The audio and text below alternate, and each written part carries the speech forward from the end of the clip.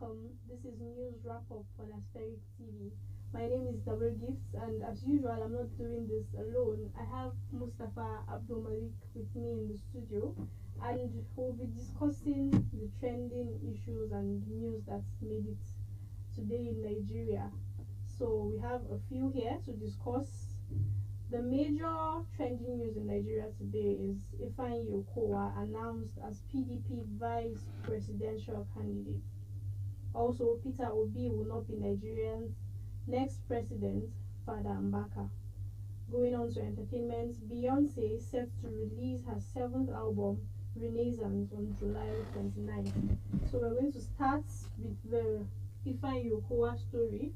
Nigerians have actually been anxious to see who the PDP and also the APC will pick as the running mate of the party. And it was announced this evening that Ifeanyi Okowa has been picked for the vice presidential candidate of the PDP. Yeah, for since on Monday, yes, there is this hot trading in between the contenders, between Wike and Ifeanyi Okowa. Eventually, Atiku made an announcement today at the PDP headquarters.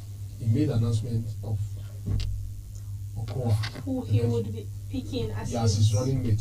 So, and Okowa himself, in his acceptance speech, he said he pledged his loyalty, that his loyalty should not be in doubt. And when Atiku during the announcement, Atiku listed reasons. He gave reasons, lengthy reasons why he arrived at the decision of Ifeanyi Okowa. He said Ifeanyi Okowa is someone that believes in restructuring of Nigeria. He has been an advocate of that. He believes in one Nigeria, and instead of one Nigeria of having a system whereby a faulty unitary system, he continued to preach for and advocate for restructuring of Nigeria. That is Ifeanyi Okowa. Yes. So, and Atiku gave lengthy reasons. He said he would want a supporter, a vice whereby if he's not around, he should be able to act in a capacity whereby he can deliver that leadership in education, leadership in virtually everything that will provide that unity platform for Nigeria. That the kind of things that he believes. So he now narrowed his search on Ifeanyi Okowa. So let's say congratulations to him. So it's not left for APC to come out and tell us who. Yes. And then on this Okowa issue, many Nigerians thought it would have been Governor Wike of Rivers State, and then now it's making waves on the internet. Yeah, you see the kind of person that Wike is. Wike, right from his presidential quest, even before the presidential quest, Wike is not somebody that is not quiet. He's somebody that is so vocal. He talk. So and that kind of energy that he bring into the political limelight, you understand, to the political environment, Nigeria seems to be in love with that. You understand? Yes. But just like we said this morning, politics is beyond that aspect of you put that energy. Politics is beyond that. There are so many qualities that every politician look forward to. You understand? While some people will say, okay, well, they like that energy that Governor Wike deploy into politics by talking. Some other persons, they fault him to say that, look, this is unpresidential. This is some people they regarded him the way he talked that no, this is more or less like a tout. And people have said that Wike is quite stubborn, and so he might not respect his superior, his boss. So that one, it comes into play too. I think I saw one this morning before the announcement, before Okowa was unveiled. Some persons were saying, look, Wike will have that political structure that Atiku can leverage on, can fall back on and get the support. But they now see that the problem in future is that Atiku will not be able to control Wike in the long run. They even make a reference that he should ask, Atiku should consult former Minister of Transportation, Rotimi Amechi, on what Wike did to him. Which implies that, look, it's not somebody that they would trust. Not somebody you take lightly. Yes. It's somebody that needs close monitoring and it's not good in leadership, you understand? We are talking about presidency whereby the president will be too busy doing one thing or that thing, whereby he will delegate. the Nigerian Constitution did not give clearly state out the duties of the vice president. It's whatever thing that the president decides to say, look, handle this, then he will handle. He would do that. So you understand? So I don't see a situation where Wike will just prefer to stay obedient and stay dormant like that to say, look, until Atikuna assign certain duties to him, do this or do that. You understand? And that's aspect of uncontrollable comment, remarks, you understand, is something that disturbs some other persons. When we are talking of rivers, that is just a miniature of Nigeria, whereby you can say whatever thing you like to people and nobody. But when we are talking about coming to the greater platform, Nigeria, whereby you need a lot of careful thought before you state anything. A situation like that, I don't see Wike is somebody that he will tell the policeman or the IG to say, look, you are this, you are this, you are this, you are this. You understand? It's not. So in essence, we are kind of satisfied with the choice of the PDP. I believe the PDP themselves, this is their choice. Exactly. So they are satisfied with it. We left for us as Nigerians, some Nigerians, you understand, everyone has his own views, and every view must be taken into consideration.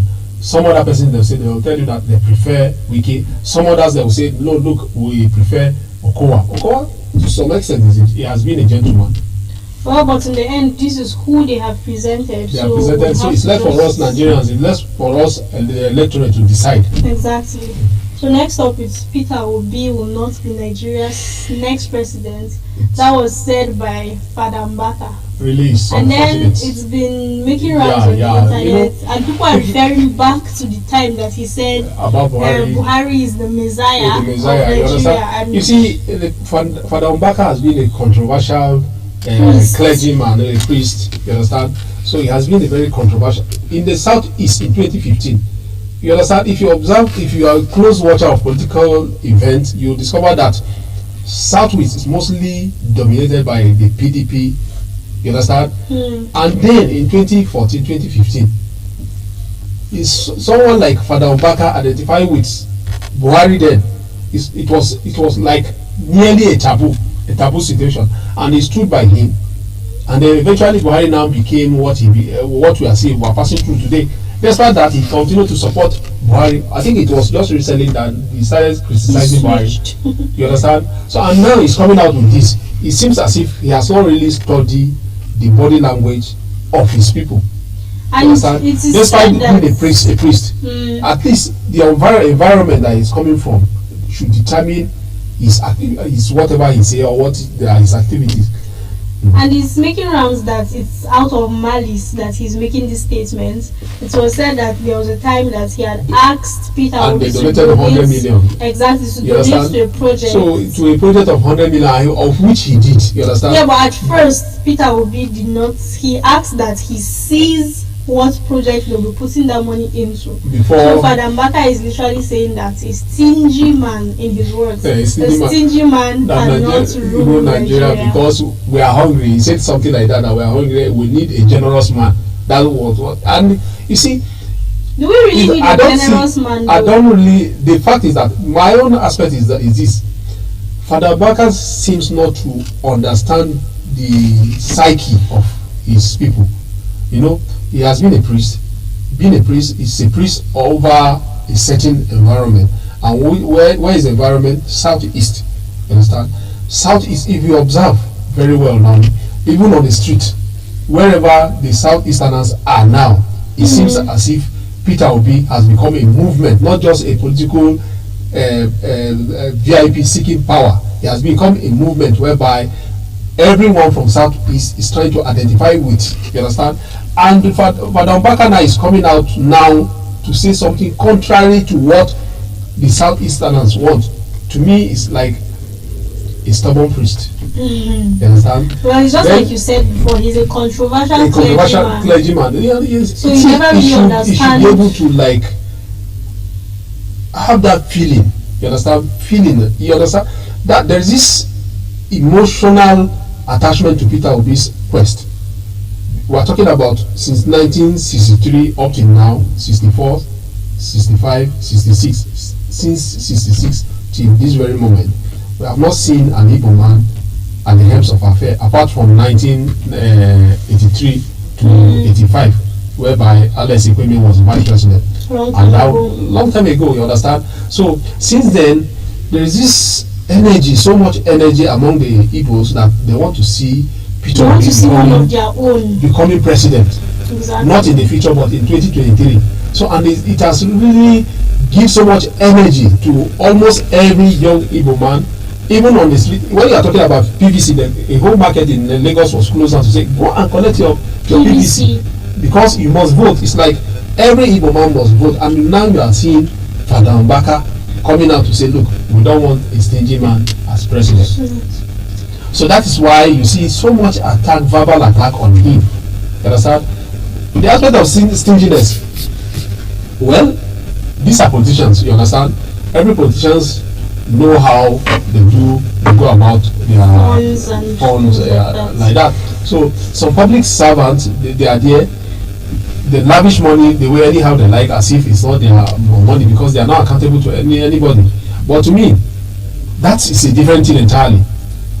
I believe we are so used to the aspect of a public servant putting hand in the treasury and give out anyhow as it pleases them. It's not even misappropriating. You know, these are people that, for instance, you have a governor, you write a small list, you go and meet a governor, the next thing they approve 1 million, 2 million, 3 million, 5 million, up to so much amount of money they approve.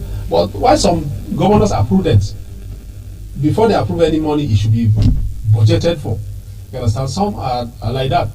If you understand how public finance is, it's not something that you can just dip hand into and just give out like that. But some governors, they know how to do it. They call it miscellaneous, whereby somehow it must be attached to a particular thing, and then they will channel it out. Forgotten. So I believe that if Mbaka is saying Peter Obi is stingy, to me it's a pass mark on Obi.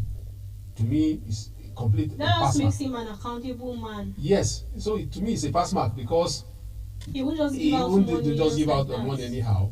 So if he's asking to say, okay, even at the personal level, to say, okay, Obi as a private person, and you approach him and he give you money, is that not his own right? Exactly. It's his own right to give or not to give.